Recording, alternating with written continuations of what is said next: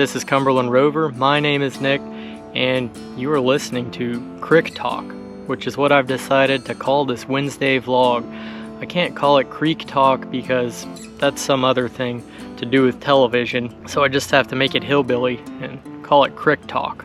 I'm just sitting here with the 12-foot P-row pulled up on a gravel bar on this little creek in western Kentucky, and this gravel bar makes me think of another place, which is the many beautiful small rivers in the Ozarks region of Missouri. And that's really where I got started with small boats, was on float trips on those little rivers in Missouri. And that is the answer to today's vlog question, which is, what's the best way to get started with small boats if you don't have a boat and you don't know where to start?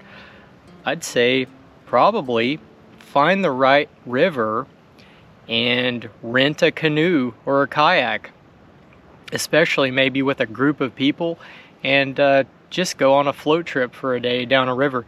It doesn't require a lot of physical fitness. You know, maybe if you're an older person, you can likely do it. You need to do a little research first and find out about the river and the seasonal conditions, and you can just talk to the outfitter about that. Wherever they rent canoes and kayaks, they will be more than glad to help you with that kind of information about the difficulty level of the paddle and any questions you would have. But man, I have great memories of floating little rivers. I've done it quite a bit. I went through a phase of doing it a lot. Did one overnighter on a river in Missouri. Have a lot of stories that I'll end up telling eventually. But I was just thinking about that a river float trip would be a great way to get started in boats, because you don't really need anything. You pay $20 to $40, and the outfitter will, they'll set you up with a canoe and a life jacket and a paddle or a kayak or even tubes, but a tube isn't really a boat. But tubing can be fun, I suppose, if that's your thing. But the point is, you pay for the boating experience a very affordable sum, and they will shuttle you to and from the launch, and they'll pick you up wherever the takeout is. So it just makes it really easy and a lot of fun. And if you own boats and you're into boating, but you've never been on a river float trip like that, you're definitely missing out. You wanna give that a try for sure. It's a lot of fun, especially with a group of 2 or 3 or 4 people of good friends or family. You'll have a memorable experience for sure. You may end up having a yard sale or two, depending on the river and depending on the level of barley drink involved. I definitely had one memorable yard sale on the 11-point river. It was me and my buddy and his wife, and my other buddy. Well, my buddy and his wife were both in individual kayaks, and me and my other buddy, we had the big plastic Old Town rental canoe, and we were loaded down with so much gear. We were trying to carry basically everyone's gear, and the first section of the river, like immediately after putting in, was the most challenging section. And yeah, we had a yard sale immediately. Actually, so it was my fault. I was in the stern at the helm, and I was just failed to adapt to realizing how overloaded this canoe was. And yeah, we turned it over on this sharp bend in the river that was also a set of rapids, and spilled out all the gear everywhere, went floating down the river, and our friends were not pleased about seeing their cooler and their tent and sleeping bag come floating down the river. But we sorted it all out, and I got a good story out of it. But those are the kinds of memorable experiences that you may have.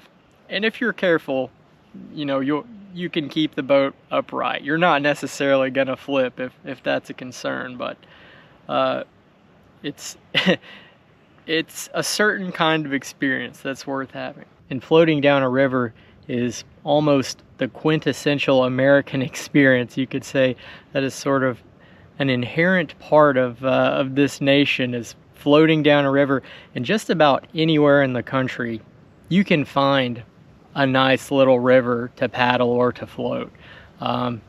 Just gotta look around on the internet. Shouldn't be hard to find. East Coast, West Coast, Midwest, the South, the North, wherever you're at, there's rivers everywhere in this country, and there's rivers everywhere all over the world, of course, but especially in America, we're fortunate to have that natural bounty. So I'd like to hear your stories about some memorable float trips, or any questions you may have about renting from an outfitter. Looking forward to hearing from you in the comments. I'm about 18 and 25. Left Tennessee very much alive. Everyone I got from the Arkansas mud. If I hadn't been riding on the Tennessee stud, had some trouble with my sweetheart's paw. One of her brothers was a bad outlaw. Sent her a letter by my Uncle Fudd. I rode away on the Tennessee stud. The Tennessee stud was long and lean, color of the sun, and his eyes were green. He had the nerve, he had the blood, and there never was a horse like the Tennessee stud.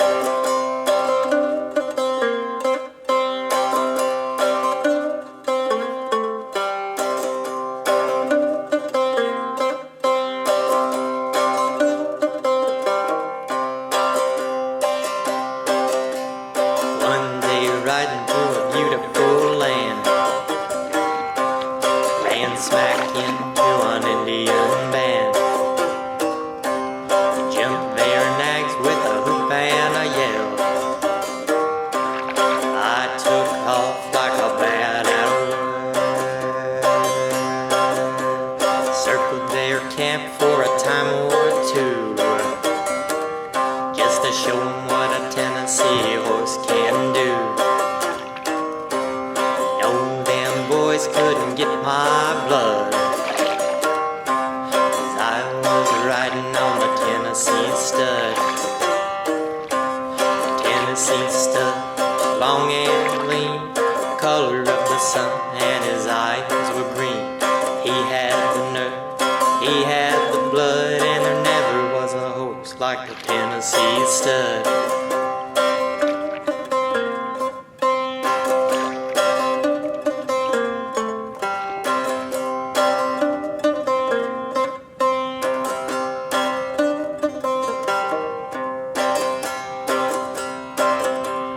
Drifted on down into no man's land,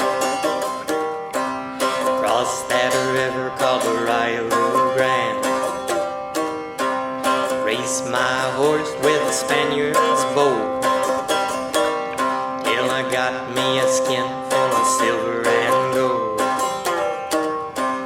Me and a gambler couldn't agree, got in a fight over Tennessee. Jerked our guns and he fell with a thud. I rode away on the Tennessee stud. Tennessee stud, long and lean, color of the sun, and his eyes were green. He had the nerve, he had the blood, and there never was a horse like the Tennessee stud.